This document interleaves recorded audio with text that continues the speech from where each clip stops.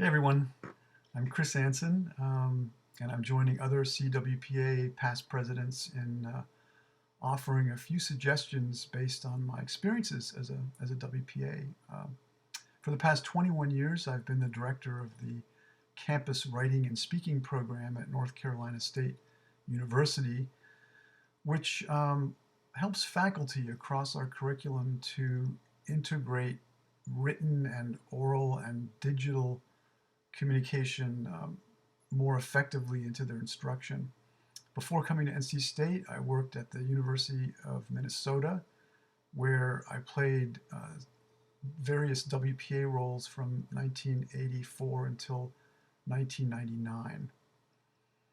I've been involved in the CWPA for around 35 years or so, and I gotta say, uh, interacting with its community of scholars and teachers and administrators has been really one of the most meaningful experiences of my career. So my first overarching advice is join if you haven't already, and then get as involved as you possibly can in this terrific organization.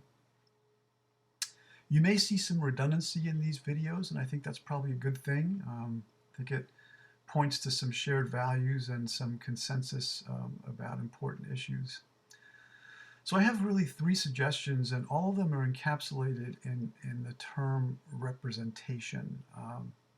First of all, I discovered, I think sometimes painfully, that it's really important to represent your program. You know, too often others in your institution may construct for you an image of what you do and what your program is from hearsay and rumor, from maybe moments of unpolished writing by students who have taken a first year composition course that's assumed to sort of inoculate them. So I think it's important to create and enact a plan for informing your community about, you know, the good things that you do, about the nature and purpose of your curriculum. Leave your office, get out into other units, and and spread the word.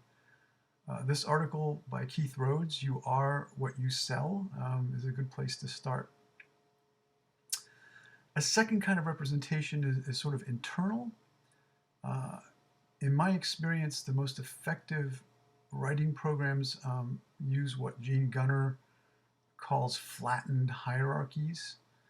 And this means bringing representatives into the governance of your program in what at the University of Minnesota in our program we used to call consensus-based management.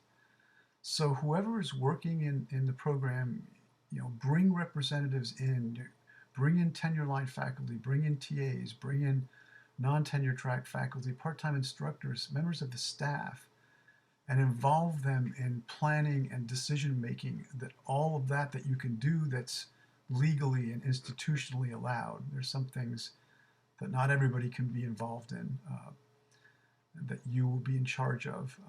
But you'll feel a lot more secure knowing that you're not going it alone. And if you have a committee or a council of some sort with these representatives, you'll have way more fun.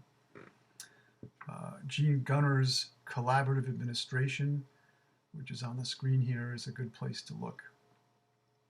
And finally, and most importantly, think about who your program represents in the broader society.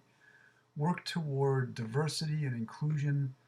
Team up with your Office of Diversity, with your equal opportunity folks, with other units on your campus concerned about fair and equal treatment of employees and hiring practices. Build diversity into your curriculum and your faculty development efforts, and try to make your program a sort of beacon of fairness and equity.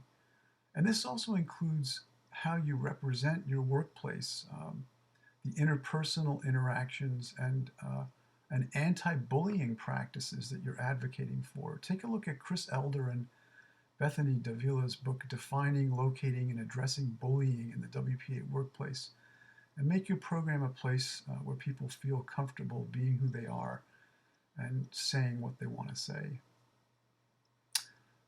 When Mark Blauhara asked me to offer nuggets of advice in this video, I had I had a very long list. So I'm more than happy to continue the conversation with you. I'm a quick email away at canson@ncsu.edu. I'm happy to Skype or FaceTime or Zoom or talk on the phone or just interact over email with you. So join the CWPA if you haven't, and good luck.